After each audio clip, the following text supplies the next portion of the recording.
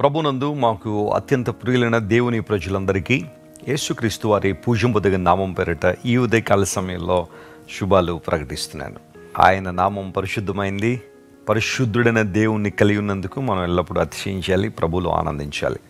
యేసుక్రీస్తు ప్రభువారు మనకు అనుగ్రహించిన విమోచనను బట్టి మనం ప్రభువుని స్తుతింపబద్దులమై ఉన్నాం. ప్రతి ఉదయాన్నే లేచిన తర్వాత దేవుని స్తుతించే ఆ ప్రక్రియలో ఆయన మనకు అనుగ్రహించిన రక్షణను బట్టి, అనుగ్రహించిన విమోచనను బట్టి మనం ప్రభువుని స్తుతించాలి. ఎందుకోసం అంటే మనందరం కూడా వ్యర్థమైన ప్రవర్తనను విడిచిపెట్టినట్లుగా దేవుడు తన రక్తము చేత మనల్ని విమోచించారని పేతురు మహాశయుడు తన పత్రికలో రాశాడు.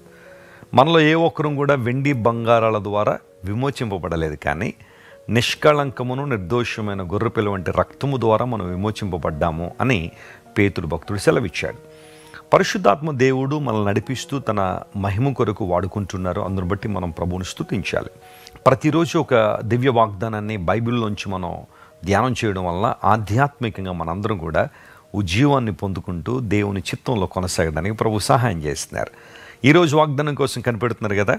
115వ కీర్తన 12వ వచనాన్ని చదువుకుందాం. Sam 115 and verse 12. యెహోవా మమ్మును మరిచిపోలేదు, ఆయన మమ్మను ఆశీర్వదించును, ఆయన ఇశ్రాయేలీయులను ఆశీర్వదించును, అహరోను వంశస్థులను ఆశీర్వదించును. చక్కని వాగ్దానాన్ని ఇక్కడ మనం చూస్తున్నాం. దేవుడు ఇశ్రాయేలీయులను ఆశీర్వదిస్తారు, అహరోను వంశస్థులను ఆశీర్వదిస్తారు. నేను కేవలం భౌతిక సంబంధం ఇశ్రాయేల్ గురించి, భౌతిక సంబంధం అహరోను సంతతి గురించి నేను మాట్లాడడం లేదు.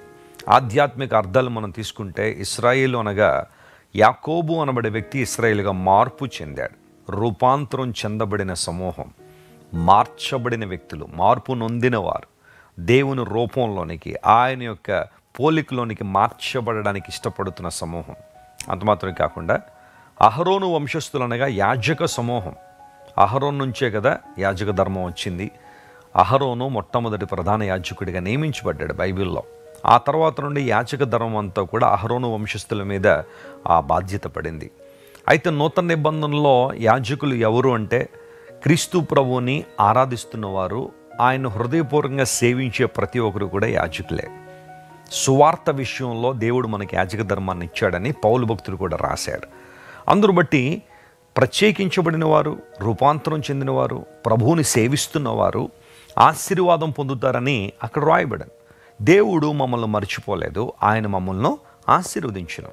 ఈ లోకంలో నిన్ను నన్ను ఆశీర్వదించగలిగిన వారు ఎవరైనా ఉన్నారంటే ఆయన కేవలం ప్రభువు మాత్రమే. మన దేవుని ద్వారా మాత్రమే వచ్చే ఆశీర్వాదం శాశ్వతమైంది, నిత్యమైంది.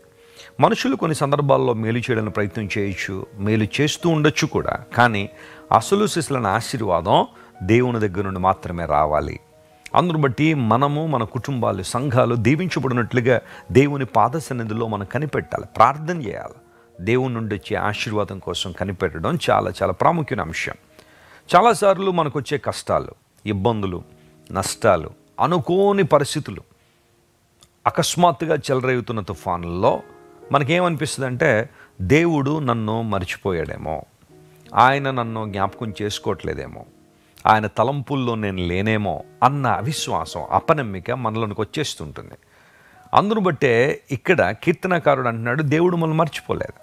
సహోదరి విను, దేవుడు నిన్ను మర్చిపోలేదు. సహోదరుడా, దేవుడు నిన్ను మర్చిపోలేదు. ఆయన నేను జ్ఞాపకం చేసుకుంటూనే ఉన్నాడు. నీ పట్ల ఉన్నతమైన ప్రణాళికలు కలిగి ఉన్న దేవుడు, ఆయన క్రియలు గొప్పవని బైబిల్లో రాయబడిన రీతిగా నీ పట్ల గొప్ప కార్యాలు జరిగించాలని ఆశిస్తున్న దేవుడు ఎప్పుడు నిన్ను మర్చిపోలేదు. కష్టాలు, ఇబ్బందుల్లో అలాంటి ఆలోచన రావడం సహజమే, కానీ ఆ ఆలోచన ఎక్కువ కాలం కొనసాగింపనివ్వద్దు. దేవుని వైపు తిరగండి. ఆయన నిన్ను మర్చిపోలేదు, జ్ఞాపకంలో ఉన్నావు. నిత్యము నన్ను జ్ఞాపకం చేసుకున్నాడు ఆయన. అబ్రహామును జ్ఞాపకం చేసుకున్న దేవుడు, నోవహును జ్ఞాపకం చేసుకున్న దేవుడు, బైబిల్ అనేక మందిని జ్ఞాపకం చేసుకున్న దేవుడు ఆయన. హన్నాను జ్ఞాపకం చేసుకున్న దేవుడు. ఈరోజు నిన్ను ఆయన మర్చిపోలేదు.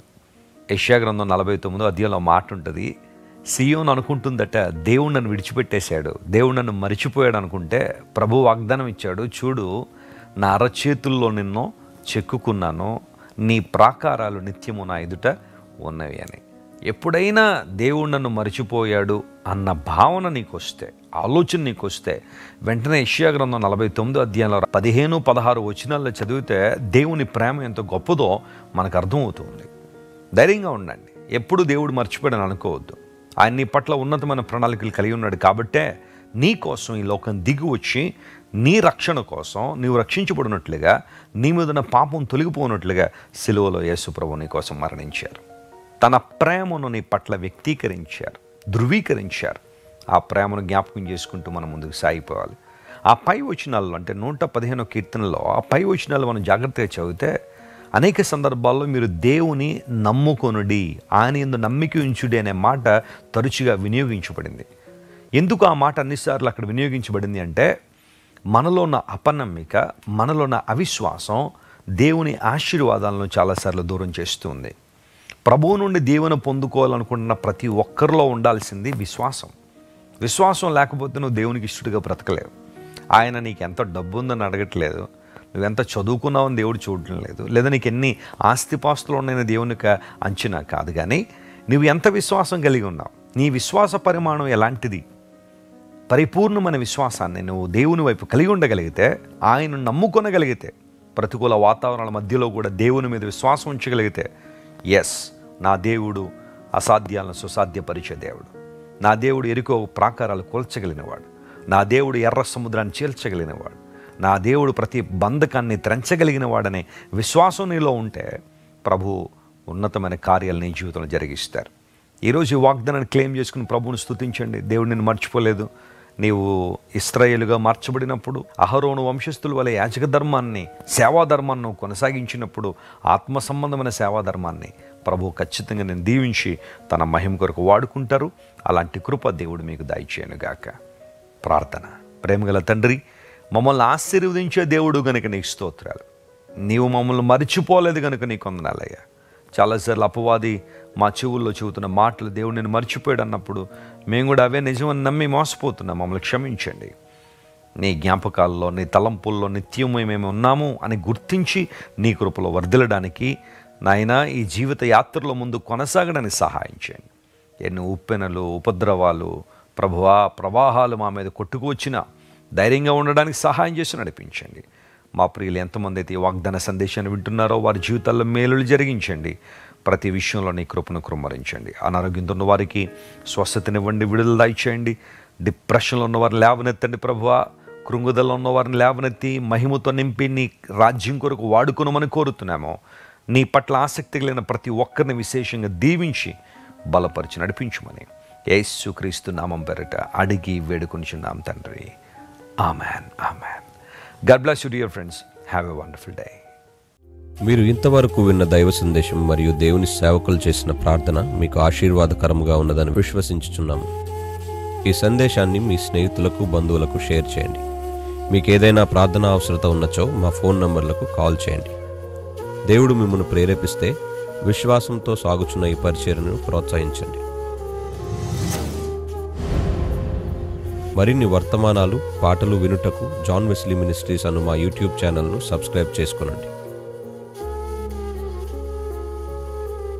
ప్రభువైన యేసుక్రీస్తు కృప మీకు తోడైండును గాక.